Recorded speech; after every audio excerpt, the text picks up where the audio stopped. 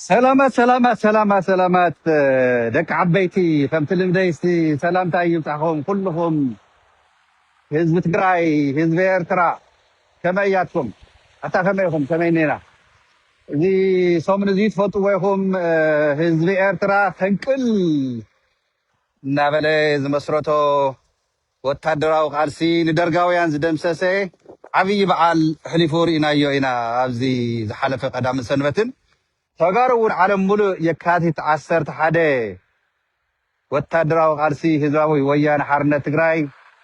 ናብ ደደቢት ወፅዩ ኣይንብርከኽን ሽዋ ሓይሊ ደርጋውያን ንህዝቢ ትግራይ ንህዝቢ ኤርትራ ግፍዒ እናፈፀሙሉ ዝመፁ ካብ ጥንቲ ጀሚሮም ኣይንብርከኽን እምቢ ኢሉ ዝመስረቶ ብጅግንነት ድማ መሰስ ኢሉ ዘውፅኦ ንደርጋውያንን ደቆምን ተሪፎም ዘለው ሒዚ ከምዚ ደርፍታት ኣሎ ወጊሑ ደጋና ወጊሑ ገለገለ ኣሎ ዓለቕቲ ድዩ ኣራዊት ኣውዃና ገለ ዝብል ደርፍታት እውን ኣሎ ኣነ ናብ ደርፈይ ኣቱን ዓበይቲ ዜናታት ሓበሬታ ሒዘልኩም ማይ ይወቅዕ ኣሎ ቁሪ እዩ ዘሎ ኣብ ደገ ውፅእ ኢለ ግን ተሎ ኢለ መልእኽተይ ክሕልፈልኩም እየ ዓበይቲ ኣፕዴት ነውናዮም من عبي مراحي خمس موته وين زين عن هني شرق ورو يتو تسمع تلاقيكم شرق ورو النقروك منا حزب تقرأين حزب إرتران صمدو سلام إلى زجمرو عبي درجة خمس بس حق الحزي تعاوتات خمي يخاف حفاز في النقروك منا هاي لما عانتز إن هي زيناتات معمالتات تلاقي نقروك منا ماكينة خيو عن مصر حقوية إلى شجرة زي ماكينة تري والله أما خاطر جاي هيزين كاسة له God bless America أيوة أمريكا وياهم دبزة لهم مالتيو so ترى لنا هذا مرتك مطلقكم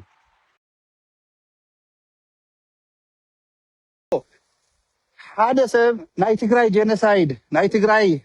ጭቆና ደርጋውያን ከምዚ ጌርና ጻዓዶ ክነርድእ ተለና እዚኦም ንኣና ዓበይቲ ድምፂ እዮም ዝኾኑና ሕዚ ሰብ እንታይ ክገብር ይመስለኩም ኣብ ጉግል ኣትዩ ገዝሪ ያለኸ ዚያኒያ ትሪዋ ኣለኹም ሳው ጉግል ኣትዩ ክርኢ ናይ ዛዕባ ትግራይ ጀነሳይድ ኣብ ዘካባቢ ስለ ዘለኹ ኣነ ከዓ ነይኤ ምስ ወዳእኹ ክነውግዕ ኢና ጽቡቕነቱ ኩልኹም ዓለም ምሉእ ዘለኹም ተጋሩን ኤርትራውያን ሓቢርና ክንቃለስ ሓቢርና ክንሰርሕ ተለና ኣብ ዓርስና ክልተይና ጥራይ ዘይኮነሲ ዓለም ምሉእ ዘሎ ማሕበረሰብ እቲ ተጨቁይኑ ክርተት እናበለ ዝነበረ ህዝቢ ኤርትራ ከምዚ እያ እናበሉ ሕማቕ ነገር ዛረቡ ዛዕባ ኤርትራ እውን ጠጠው ንክነብሎ ሓቢርና ክንቃለስ مقالسنا ون نحرينا نترادانا نسرحلو so بنزايد ناي United Arab Emirates President حميمو ينيرو حميمو ناب تركي خيدون أو حكمنا ناي عد حكمنا تزحشة بهذا زلو هيوت خدحنو أي خيدن يلام مسوسنو ناب تركي يخيدن يرو أب عالم دحنا اللواز بهال أقول خمس خماية تزيولكم كيدكم توقلو جلا زقورني أنتم تركواويان حيزو خيدو تا هيوت خدحنو ناي تركي حكايم تباحيل زنبره زتيلو عارف اللو يبحال اللو حزب تقراي عالم ملو زلخا كمون فتاو تقراي كوحدس بلكا اينو سمويتو خمي يبحال نيو از ناي بن زايد ناي يونايتد عرب امارات جيم حزب تقراي ايكونومي مجمّر تا تقراي توقعتنا 5 بليون دولار نابي احمد زحابي درونات كاب كل عالم كجزء كاب أمريكا دولارات بأير ناتسعانة ناب يونايتد عرب إمارات يو خير صنيعو إن جيتها شورد ده خورنا أبي أحمد أب إمارات يوم زمالا لسو ناي تغراي جنساي نقصل ترديكم يونايتد عرب إمارات مالت ناي تغراي نسبة سجنا ناي شو حيلي قطر حادي معنا نريا جنسايد في تغراي زفصمت بصوارا ناي عدتا تغراي نبعات ناي هزة تغراي نبعات بتيجي تراي كونن فداري بعلو سلازلو بعالم فدارينا بعلو يفردم الله نتوم صلاتنا نتوم حاربتنا نتوم قتلتنا فدار بعلو سيتري ولهم حيدلن عاملن زبلي ناي يونايتد عرب امارات بريزيدنت سولو إدنا عالم خمسة خشبة خليه نا أمريكا حيل خشوي خليه أويل لن حيل لني إلو F-16 نا أمريكا نا بدي سوا زحالة فقر مخلطة صومن أمسيو زنك أساقس نبره بن زايد ናይ ዩናይትድ አረብ ኤምሬት ፕሬዚደንት ወይ ድማ መራሒ ሞይቱ ንብለኩም ኣለና ስለዚሁ ሰበር ዘይናና ናይ ቪድዮ ወፂና ኣውዚዩ ከምቲ ትከታተልዎ ንሕና ስኢልና በለካለ ክዕካ እከለ ሓፂር እከለ ነዊሕ እከለ ሕማቅ እከለ ታሽመ ይኮነን ሓደሽቲ ነገራት ዛዕባ ረብሓታት ንህዝቢ ትግራይን ንህዝቢ ኤርትራን ጠቐምቲ እዮም እንብሎም ኢና እናወፃና መልእኽትና ብፅሑፍ ይኹን ብድምፂ ንሕልፈልኩም ስለዚ ናይ ሎማዓንቲ ሰበር ዜና ዓብይ ዜና ዝንሄው ዓለም ጋና ሒዝ ተን ሚድያታት ክምዝግቦ እየን احنا قل رأيكم تحلوينا إنا نروحوه تلاقينا إنا وسطنا عتنا نفحره نوصو تقود رديكم تمالي نجينا كمنا أبد سابا هيا هولت أب نامست آتيو صخير ثبايسو أبراهام بلاي خمت توقعي سبعي مسيلو خباس ديهم قدي فهم طوعوا عيام بلهم مبايزوي ساون وديا ونجينا كمنا أنا نجيركم يكونه ستقودات حيزي قانا نيونا أيام كاب يوروبا ناب عد عرب كاو خان نتي بتاع من فوتو نخور حزبنا حزب تግራይን حزب ኤርትራን ሆነታት ታየሎ እናበልና ነግረኩም ቱርኪ ሒዝውን ንኤርትራን ትግራይን ንኽድብደብ ኣጽዋራት ኢትዮጵያ ናዕጠፈት ዝመፀት ህዝቢ ኤርትራ ዓላውነታ ክደፈር እናሰርሐት ዝመፀት ልቢ ገበር ህዝቢ ኤርትራ ዓለም ሙሉእ ዘለኻ አሰላለፈኻ ትክክል ምዃኑ ረእዮ ፈጣርን ዋዕለውንሲ ምስ ህዝቢ ኤርትራ ምስ ትግራይ ኮይኑ ጸላእትና ባዕሉ ኣልዮም ኣሎ ተረዲኩም ዝጽምዶ ሰላምሲ ሰላም ብምባልና ፈጣርን ዋዕለሲ ኣብ ጎኒ ህዝቢ ትግራይን ኣብ ጎኒ ህዝቢ ኤርትራን ተሰሊፉ ህዝቢ ትግራይን ህዝቢ ኤርትራንሲ ኣይጠፍእን ኣይተጥፍእዎን ኢኹም ይብለለ ፈጣሪ ባዕሉ ስለዚሁ ተፈላለየ ሃይማኖት ኣሎ ሃይማኖትኩም ጸሎትኩም ቀጽልሉ ከምዚኣቶም ዝመሰሉ ግን ቀጻሊ ግን የተ 4 ኪሎ ዘሎ ስርዓት 4 ኪሎ ዘሎ ከምኒ ዳንኤል ክብረት ከምኒ አብይ አሕመድ ከምኒ ጻድቃን ከምኒ ጌታቸው ቶም ካለ ጸላእቲ ናይ ህዝቢ ትግራይ ንትግራይ ክጠፍእ ሒዙውን ሰርሑ ዘለው ጸሎት ግበርሎም ናቶም ውን ጽባሕ ንጎ ኣብ ቀረባ ግዜ ባዕሉ ፈጣሪ ክፈርዶም ጸላእቲ ህዝቢ ትግራይ ጸላእቲ ህዝቢ ኤርትራ ፈጣሪ ባዕሉ ኣሎ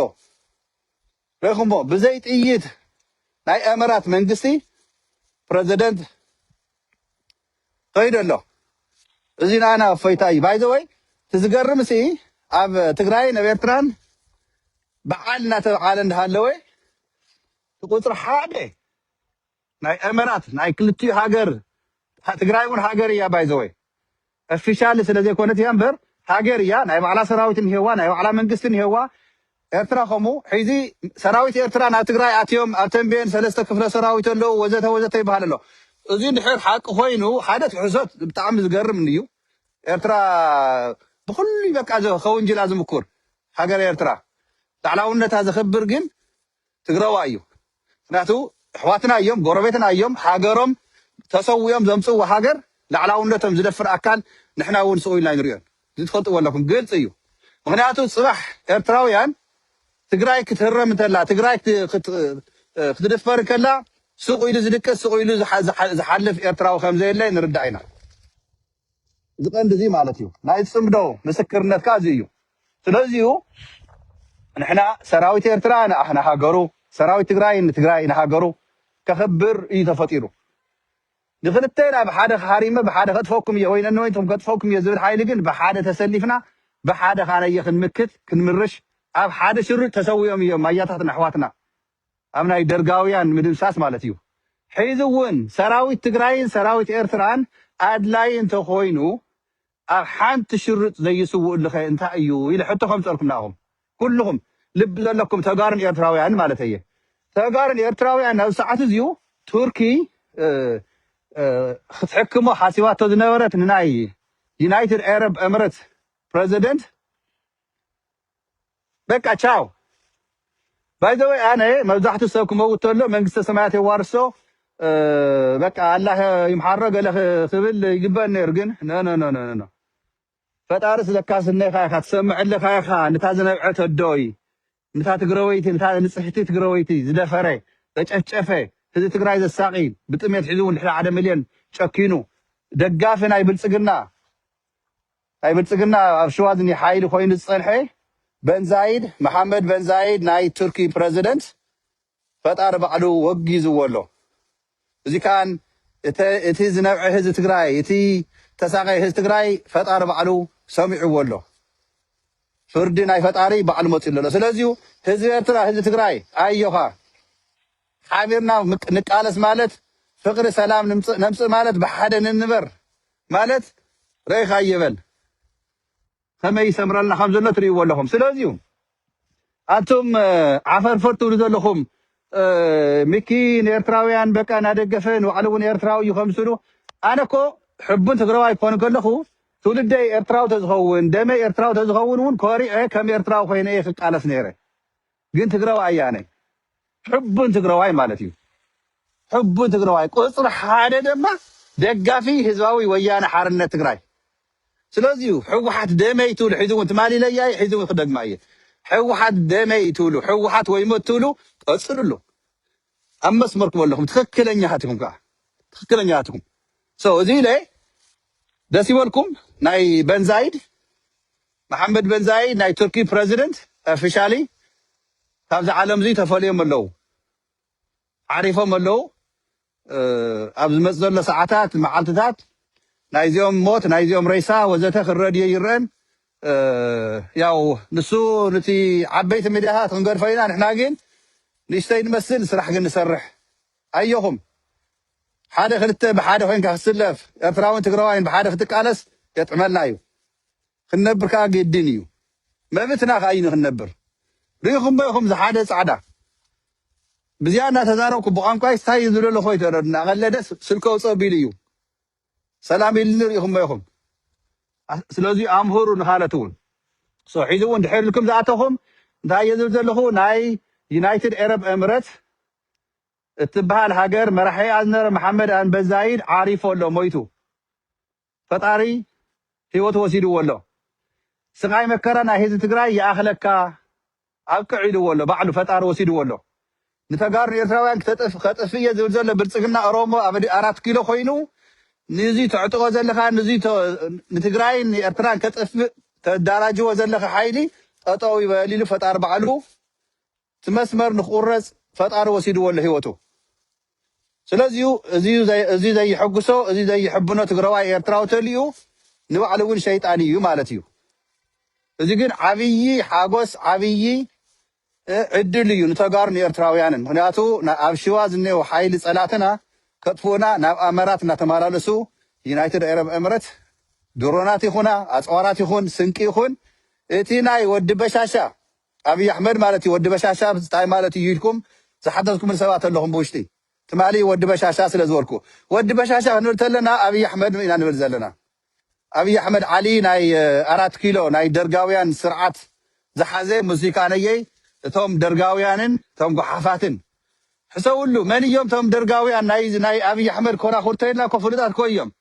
ከምኒ ጌታቸው ረዳ ክንብል ተለና ሓተላ ከምኒ ጻድቃን ክንብል ተለና ሸይጣን ጻድቃን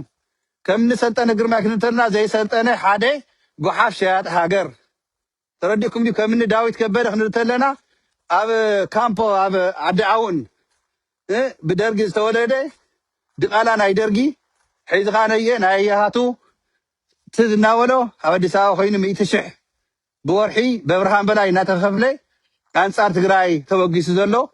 ዳዊት ከበደ ይበሃል ኣውራምባ ታይም ኢሉ ገለ ኢሉ ዝከራኸር ዘሎ ማለት እዩ ናይ እዚኣቶም በት ናይ ከልቢ ሞት ይኹን ክሪእዎ ፅባሕ ናይ ከልቢ ሞት ንሕና ክንቃለስ ዘለና ኣሹ ሓጎስ ከመይ ኣለካ ዝሓወይ ለባም ዝኾንካ ሓውና መፂኻ ኣለካ ኣሹ ሓጎስ ኣብ ኣሜሪካ እዩ ዘሎ ምሳይ ዝሓለፉ ግዜታት ብጣዕሚ ብንጌታቸው ንፃድቃን ተሸዊዱ ብዙሕ ምሳይ ዝጨቃጨቕ ዝነበረ ግን ተባኢስና ኣይንፈልጥን ይጨቃጨቐኒ ግን ነይሩ ኩሉ ግዜ ብውሽጢ ብጣዕሚ ይሓርቕ ነይሩ መጨረሹ ግን ሚኪ ሓወይ ንስኻ ትክክል ነርካ ኣነ ተጋግየ ነይረ ሸዊድኒ ነይሩ ኣሰላልፋ ናይ ጌታቸው ኢሉ ብልቢ ብውሽጢ ፀሓፈለይ ኣብዚ ካብቶም ዝከታተሉና ሓደ ማለት እዩ ሒዚ ተጋርስ ነምፅኦም ኢና ዘለና ናብ ቦትኦም ናብ ልቦም ሓቂ ሒዝና ስለ ንቃለስ ዘለና እዚ ከዓ ክቅፅል እዩ ስለዚ እዚ ለ እንኳዕ ደስ በለና እንኳዕ ደስ በለኩም ዓለም ምሉእ ዘለኹም ተጋሩ ኤርትራውያንን ኩልኩም ከም ዝብለኩም ዘለኹ ሰላም ስለ ዝብሉ ዘለዉ እዮም ዝጎን ፃዓዱ እና ይገርሞም እዩ በዚ እናዘርኩ ስለ እንታይ ቋንቋ ኢኻ ትዛረብ እዮም ዝብሉ ገልገል እዮም ትግርኛ ይበሃል ኣበይ ይዝረብ ይብልኒ ኣብ ትግራይን ኣብ ኤርትራን ብጣዕሚ ዝገርም በቃ ደስ ይብሎ እቶም ፃዓዱ ስለዚ ደስ ይበልኩም ቋንቋና ይኹርዐና ባህልና ይኹርዐና ተጋሩ ኤርትራውያን ንሕናሲ ኣቶም ሰባት ሰብ ስርዒና ጀጋኑ ኢና ገና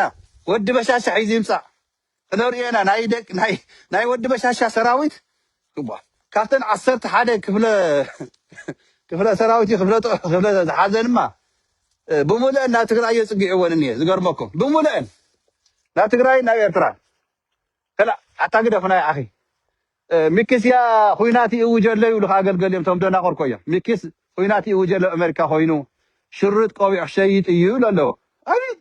أبيت عامي زيايات عامهم زيايات عامهم باي ذا واي سب أي سرق سب أي شرب قوي تشيطو شرط تشيطو نقدي يفلت له مالتي رديكم ازيا تحبك ازيا حيسكم كتقالس غندق زعت هون يتب حيزنا لكم كتموت كتقالس كن زقرم يبطعم باي ذا واي خالي وانت وليهم سو نافتي نطيك مص سو بن زايد ناي يونايتد عرب اميريت داني واتساب هاوي كما لها ويلكم ناي يونايتد عرب اميريت بريزيدنت محمد البنزاين ኣብ ሃገረ ቱርኪ ሕክምና ህይወት ፈድሕንዎ እናተጓየዩ ተመኪሮም መጨረሻ ግን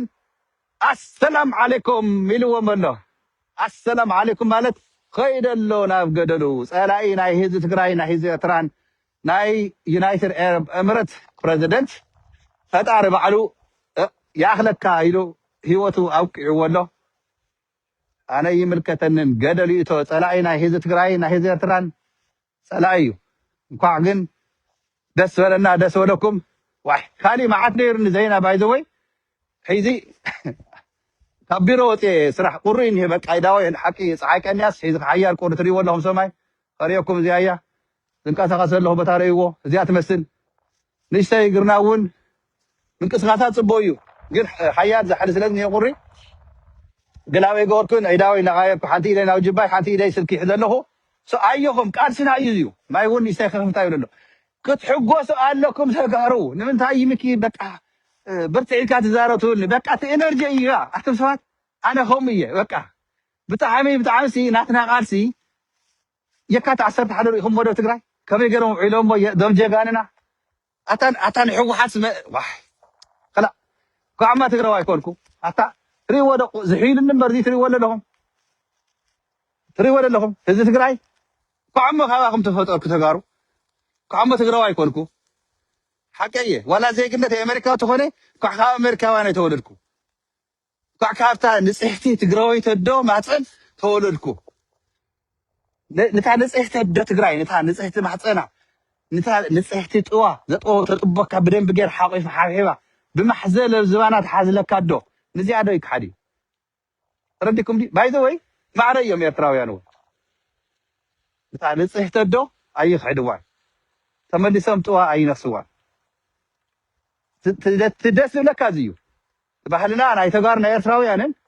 أما سمرنا زلنا زعل حجرنا زعل حزبنا نحسب كومينا بايدوي أنا جن حبون تقرأي مخانك يترسعوا كل جزء زياسي ولا نفتبر سجلنا زلوا عدي خيره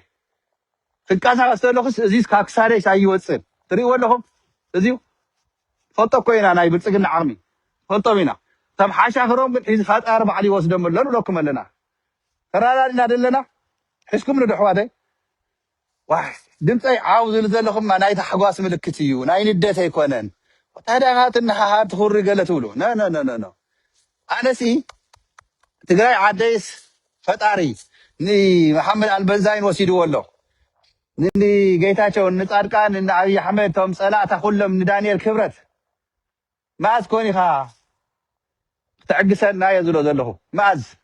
حجر تግራይ ሲበህጋ ስለ ዘለኹ የካት 10 ሓደ መበል ሓታና ሓደን ተባዒድን ይሄሎም አንተ ትግራይ ይበዓል ቀኒየሎ አወጻይ እዚ ካነ የይ ሃገረ ትግራይ ንዓመታዲ ኸውን ቀዳ ድሕሪዲ ኸውን ማዚና ትግራይ ሃገር ክንሃንፃ ቀሪብና አይና ስለዚሁ ትማሊ ለጠፍኩዎ ወለ ፌስቡክይ በህዝብ ተመረፀ ህዝባ ወያነ ሓርነት ትግራይ ናብ ስልጣኑ ናብ ቤተ መንግስቱ ክምለስ ረዲኩም እዚያ ትግበርያ ሰራዊት ትግራይ ናብ ምዕራባትዩ ላዕላውነት ትግራይ ክኽበር ህዝብ ትግራይ መብት ዓርሰ ውሳኔኡ ክውስን وحستي تግራይ وحستي ሃገረ ትግራይ ንክትነጽ ንክንሃንጽ መርሽ ተጋዳላይ ትግራይ TDF አዮ ካብ ጎንኻ ኣሎ ዲያስፖራ ትግራይ በቲናዮም ኢና ፍሪስናዮም ኢና እናወሉ ኣለውልኩም እኒ ኣሰፋ ብርሃ ሓድሽ ሽም ሂወ ኣለኹ እየ ነሰፋ ብርሃ እንታይ ትብልዎ መስለኩም ኣብ ኣክሱም ፅብቕቲ ዝኾነት ዝርያ ቀምሽ ክነዳልወሉ ኢና ንዓመታ ወይዘሮ ኣሰፉ ኣብርሃ ኢና ኢልናዮ ሽሙ ወይዘሮ ኣሰፉ ኣብርሃ ኣሰፋይ ትበልዎ ታሰፋ ትብል ፉ ግበርዋ ኣሰፉ ወይዘሮ ኣሰፉ ኣብርሃ እዩ ሽሙ ኣሰፋ ኣብርሃ ኣይኮነን ወይዘሮ ኣሰፉ ኣብርሃ ኢልናዮ ኣለና ሽሙ ፎቶ ገለ ተሓይዝና እንዝርግሐልኩም ኢና እወ ኖሞር ኢትዮጵያ ታንኪዩ ቶማስ ተቃላሳይ ከመይ ኣለኻ ኣስመራ ፕረስ ከመይ ሬኹሞም ፀሓፍቲ ኩልኹም ኣስመራ ፕረስ እንድሕር ተጋጌ ኤርትራዊ ኢኻ ወይ ኢኺ ማለት እዩ ስለዚ ዌልካም ናብ ምኪ ትግራይ ገዛ እንኳዕ ደሓን መፃኹም ደቂ ሪ ኣሕዋተይ እንኳዕ ናብ ተጋሩ ኣሕዋትኩም ብሰላም መፃኹምልና ኣየኹም ክንዕወት ኢና ባይዘወይ ኣብ መቐለ ሃገረ ትግራይ ሓቢርና ክነብዕላ ኢና ካብኻ ናብ ኣስመራ ክንከድ ኢና ሕርር በሉ ፀላእቲ ትግራይ ሕርር በሉ ፀላእቲ ኤርትራ በቃ ህዝቢ ትግራይን ህዝቢ ኤርትራን ናይ መጨረሻ ሰላም ተፈጢርዎ እኒሄ ማንም መፅኡ ኣየፍርሶን ማንም መፅኡ ነቕ የብሎን ሻዕብያ ናብ ራያ ኣተወ ሻዕብያ ናብ ተንቤን ኣተወ ዓድዋ ደቂ ዓድዋ ሻዕብያ ኢኹም ደቂ ከምዚ ኢኹም ትብሉ ግን ሕርር በሉ ንስኻትኩም ኣንጻር ህዝቢ ትግራይን ኣንጻር ህዝቢ ኤርትራን ኢኹም ፍቕሪ ሰላም ዝበለ ምስ ኢኻ ትስለፍ ሰላም ዘይደሊ ሸይጣን እዩ ስለዚዩ ናብ ነጥበታተይ ክመፀልኩም ናይ በንዛይድ መሓመድ በንዛይድ ናይ ቱርኪ ፕረዚደንት ሞይቱ ውንዲ ነርቲ ሰበር ዜና ናይ ሎማዓንቲ ናተይ ዜና ማለት እዩ ሰበር ዜና ለምፅልኩም ኔኹ ክሰምዕዎ ኢኹም መብዛሕቲ ካብ ካሊኣት እውን ኣቅድም ኣቢለ ግን ተለይሉ ሒዙ ወፅየ እዚኣ መልእክቲ ዘሕልፈልኩም ዘለኹ ህዝቢ ትግራይን ህዝቢ ኤርትራን ኣዮኻ ክንስዕር ኢና ቀሪብና ኢና ናይ ብልፅግና 1 ሚልዮን ሰራዊት 1 ሚልዮን ዕጥቂ ናይ 1 ሚልዮን ስንቂ በንዛይድ ዝሃቦ ኣመረት ዝሃበቶ ናብ ኤርትራን ናብ ትግራይን ዘፅግዖ ዘሎ ሓይሊ ኩሉ ኢዱ ንላዕሊ ከምዚኣ ክገብር እዩ ሓንቲ ኢደ ሒዘ ስለ ዘለኹ እየ እምበር ፅንሑሞ እዚኣ ኣታማይ እንዲ እናውቅዓ ኮይኑ ዘባላሽወና ዘሎ ፅንሑሞ ከርየኩም ናይ ምርኸኛታት ይኸርየኩም ደልየ እዚኣ ሞ እዚኣ ከቐምጣ ኦኬ ቶክቶክ ትንተና እጃችን ሰጠናል እንደ አባታችን የአባታችን ምልክት እጃችን ወደ ላይ እጃችን መስጠት ስለሆነ እጃችን ሰጠናል ኩሉና እዮም አምሓርኛ ዘይትኽእሉ ኣነ አምሓርኛ ስለዘይክእል ብደንቢ እንታይ ማለት እዩ ናይ ወለዶም እዮም ክሰርሑ ናብ ኤርትራ ናብ ትግራይ ዝመፁ ዘለው ፀላእትና ንትግራይ ንኤርትራን መሬታ ይትንክፍዋ ህዝባ ይትንክፍዋ ባሕሪ ኣይትንክፍዎን ስለዚሁ በንዛይድ ፈጣሪ በዓሉ ሙሳድ ካብዚ ዓለም እዚዩ ፈጣሪ እውን ኣብ ጎኒ ህዝቢ ትግራይ ኣብ ጎኒ ህዝቢ ኤርትራ ከም ተሰለፈስ ንነግረኩም ኣለና ብግልፂ ማለት እዩ ስለዚ እዚኦም ሒዞሞ ዘለው ዕጥቆም ናይ ባዕልና ዕጥቂ ክኾን እዩ ታንክታቶም እዚ ኩሉ ፀዋር ዝመፁ ዘሎ ድሓን ናይ ባጀት ትግራይ ናይ ባጀት ኤርትራን ኣቃለሉልና ዕጥቆም ሒዞም መፅኦም ኢዶም ክህቡ እዮም ቶሎ ኢልና ክንምልሶም ንኦም ግን ኣለና ጥራይ ኢዶም ምክንያቱ ምግብና ንህዝብና እምበር ንዚኦም ክንደይ ኢልና ኢና ተብሰባት ክንደይ ኢልና ኢና ክንምግብ ስምዑ 1 ሚልዮን ሰራዊት ናይ ብልፅግና መፅኡ እንታይ ክነብልዖ ብስሩ እንኳን እኽልስ ቆፅሉ ንኡ ዝኣክለ ትግራይ ናብ ኤርትራን የብልናን ግደፉና ተሓመድና ተበሊዖሞ ከዓነ ገቦታትና መላጣ ከይኾም ከምዚ ርእስናተይ ለማዓንቲ ናይ ተሓጓስ ተመለ እዩ የካቲት 11 ፈንቅል ኣብ ኤርትራ ፈንቅል በዓል ነይሩ ኣብ ትግራይ ከዓ ነየ የካቲት 11 ስለዚሁ መሓመድ በንዛይድ ናይ ቱርኪ ፕረዚደንት ሞይቱ ማለት ድማ ትግራይን ኤርትራን ተዓዊት ኣላ መርሽ ኣየኻ ሰራዊት ትግራይ ሰራዊት ኤርትራ ሰራዊት ሱዳን እውን ባይዘወይ ዓወታት ይሕፈስ ኣለው ሱዳን እውን ተረዲእኩም ድዩ ዓወት ናይ ህዝቢ ሱዳን ዓወት ናይ ህዝቢ ኤርትራ ዓወት ናይ ህዝቢ ትግራይ ብሓደ ይምርሽ ኣሎ እወ ተፀሚድና ኢና ከም መርዑት ተፀሚድኩም በልና ከም መውዑር በልና ከም ገለ በልና ንሕና ግን ህዝቢ ትግራይ ህዝቢ ኤርትራ ህዝቢ ሱዳን ብሰላም ክነብር ተፀሚድና ፅምዶና ናብ ኣምሓራ ክልል ናብ ዓፋር ናብ ጅቡቲ ንቕፅሎ ኣለና ናብ ግብፂ ክቕፅል እዩ ጋና ናብ ሳዑዲ ዓረብያ ስለዚዩ ዛዕባ ኤርትራ ትግደሱ ህዝቢ ኤርትራ ህዝብና እዩ ዛዕባ ትግራይ ትግደሱ ህዝቢ ትግራይ ህዝቢ ኤርትራ ሓደ እዩ ሓደ ከምዚ ቁልፊ ናብ ሓደ መፁ ተቆሊፉ በቃ ተዓፅዩ ትባእሲ ትፅልይ ትብድዕ ትፈኸራ ጠጠው ኢሉ ጠጠው ቢልና ድሕሪ ሒዚ ዝሕገዝ ህዝቢ ንሕግዝ ዝክሓስ ህዝቢ ንክሕስ ዝቕፃዕ ይቕፃዕ ጥይት ግን ትግራዋይ ናብ ኤርትራዊ ዝትኩስ ኤርትራዊ ናብ ትግራይ ዝትኩስ ኣውቂዑ ተረዲኩም ኣውቂዑ የለን ናዳ ያኒ ማ ምሽክላ ኣየኹም ተረዲኩም እዚኣ ፅምዶ ኣብ ሱዳን ምስ ህዝቢ ኤርትራ ምስ ትግራይ ተጀሚሩ ዘሎ ካልኣይ መዓልቲ ድሕሪ 4 መዓልቲ ናይ 6 መዓልቲ ፅምዶ እያ ዛ 6 መዓልቲ ፅምዶ ክትውድእ እያ ብስራት ጋና ክንሰምዕ ኢና ሰራዊት ኤርትራ ናብ ትግራይ ኣትዩ ትብልና ዘለኹም ኣንቱም ሓሰብቲ ፈሽኳላት ሰራዊት ትግራይ ጅግና ምዃኑ መን ምዃንኩም እዩ ጅግና ሰራዊት ትግራይ እኒሄና ሰራዊት ኤርትራ ኣብ ዓዱ ኣቦቱ ኮይኑ ዓዱ ክኽብር ዓዱ ክሕሉ ኣቦቱ ተሰሊፎ ኣይትደውሉ ግደፉ ሒዚ ላይቭ ምሽሪን ኣለኹም ብማሳንጀር ትድውሉ ሲ ላይቭ እንዳሃለኹ እናርአየኩም እንዳሃለዉ ትምልክት ትድውሉ ላይ እዚኣ ክትርብሹ ግደፍ ከመይ ይግበር ነውሩ እዩ ዝሮ ግን መልእክተይ ተረዲእኩም ኣሎ መሓመድ በንዛይ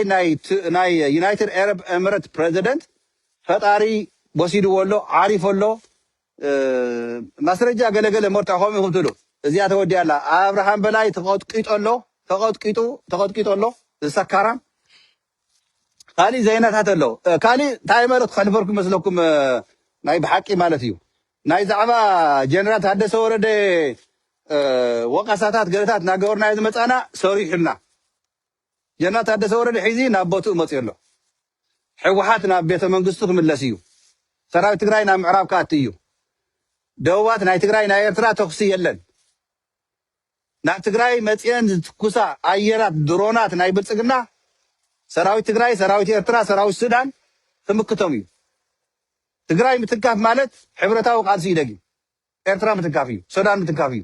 ኤርትራ ምትንካፍ ማለት ትግራይ ምትንካፍ እዩ ሱዳን ምትንካፍ እዩ ተረዲእኩም እዚ ሓዝኒ ድሕሪ ሒዚ ሰራዊት ኤርትራ ናብ ትግራይ ኣተወ ናብዚ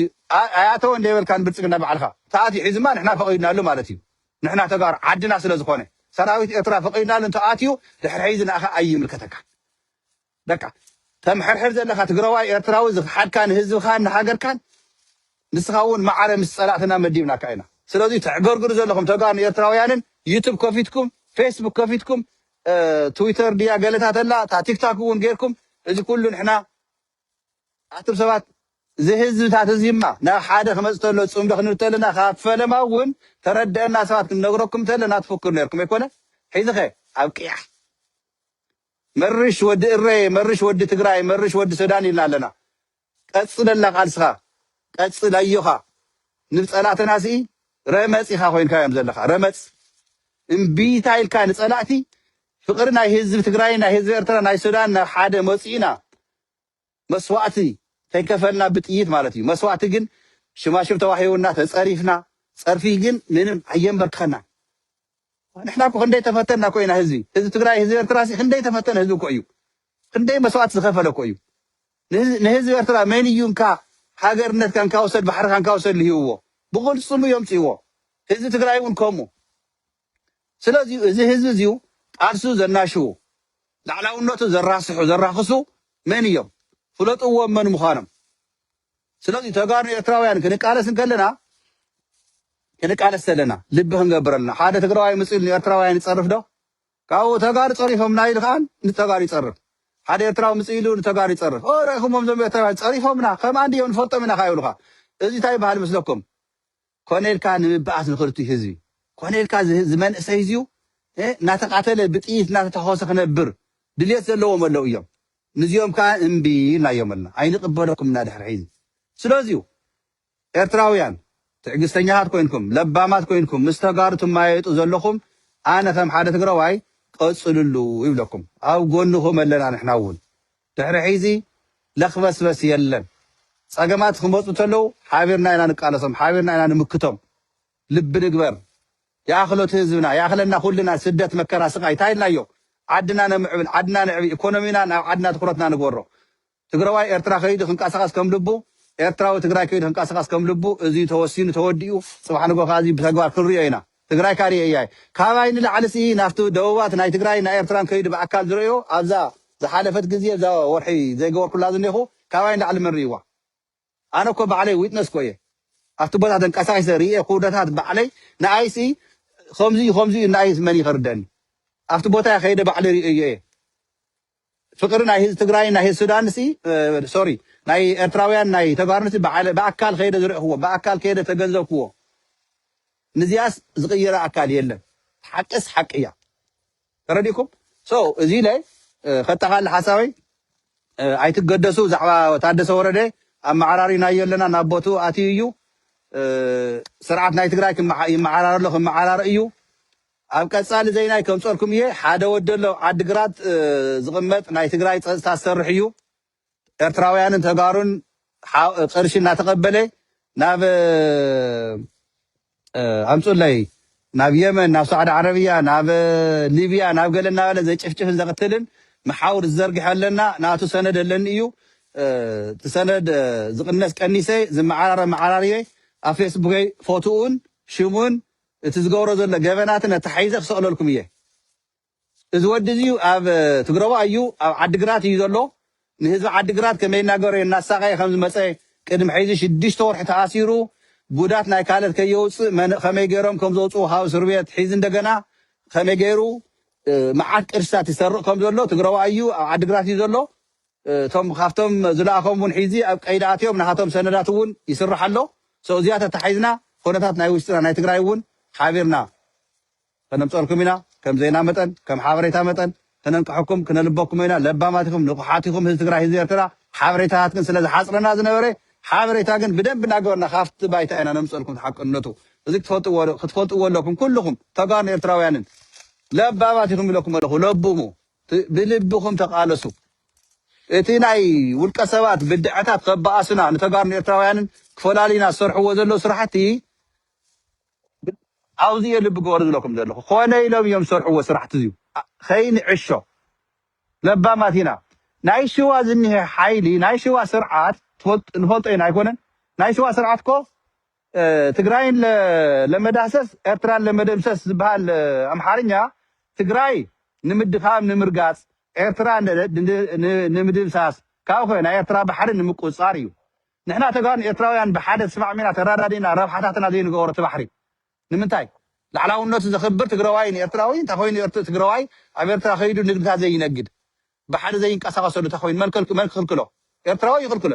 ኤርትራዊ ግን ላዕላውነተይ ኣይዳራ ኣብ ድርድር እቱንያ ብልጽግና ግን ከም ኣይደ ተደብዳቤ ኣብዛ ቀረባ ግዜ ዛዕባ ባሕሪ ክንደራደር ዛዕባ ሰራዊት እውን ኣብቲ ባሕሪ ክነቕምጥ ኢና ምሳኹም ክንደራደር ኢና ኣብ መሬትና ኣትኩም ኢኹም ከዓይዳ ኣበይ መሬት የለውን ኔርካ ንትግራይ ኣንተ ሓሳዊ ወዲ በሻሻ ስለዚዩ ማለት ካልኦት ሓበሬታታት ነይሮምን እዮም ሎማዓንቲ ዝሓለፍዎም ዜናታት ነይሮምን ንሶምን ከምፀልኩም ሓሲበ ነይረ ሕፅር ናበልኩ ኣብ ፌስቡክ ክሰቕሎም እየ መጨረሻ ግን ናይ ሎማዓንቲ ተሓጓሰ ይሪኢኹም ኢኹም እንኳዕ ደስ በለና የካቲት 11 ዘኽበርኩም ኣብዚ ቀዳሚ ሰንበትን እውን ጎዛት ብጣዕሚ ደስ ይብል ኣብ ትግራይ እውን ፅቡቅ ሓሊፉ ኣሎ ፈንቅል ናይ ኤርትራ እውን ብፅቡቅ ሓሊፉ ኣሎ መሓመድ በንዛይ ናይ ዩናይትድ አረብ ኤምሬት ግን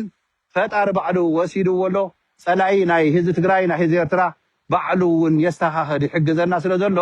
እንኳዕ ደስ በለኩም እንኳዕ ደስ በለና ኣነ ብጣዕሚ ብልቢ ሎማዓንቲ ደስ ኢሉኒ ዘሎ እዚ ኣይለ ደቂ እረ ደቂ ትግራይ ሰላምን ፍቅርን ህዝብና በተለይ ህዝቢ ኤርትራ ህዝቢ ትግራይ ኣብቲ ባይታ ዘሎ ኣብዛ ሰዓት እዚኣ ረኺብዋ ዝኒሄ ሰላምታ ፍቅሪ ምስ ትኽልቲኡ ጎራብቲ ህዝቢ